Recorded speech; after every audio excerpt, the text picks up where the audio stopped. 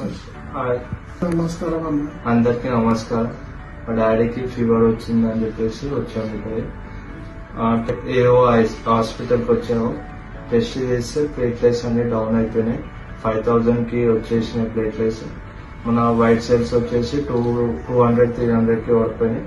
దాని తర్వాత టెస్ట్ చేసినాక మనకి పిఎంఎల్ క్యాన్సర్ అని చెప్పేసి తెలిసినాక మన సీతాపేట సార్ అనేది చేసిన ట్రీట్మెంట్ మొత్తము 1 month హాస్పిటల్లోనే ఉన్నాము.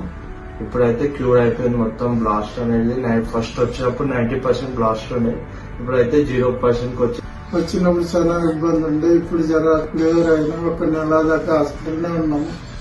సార్ జర ట్రీట్మెంట్ మంచిగా చేసి ఇక్కడ చాలా మంచిగా ఉన్న ట్రీట్మెంట్ అంతా అన్నిటికీ లాభం మంచిగా ఉన్నది.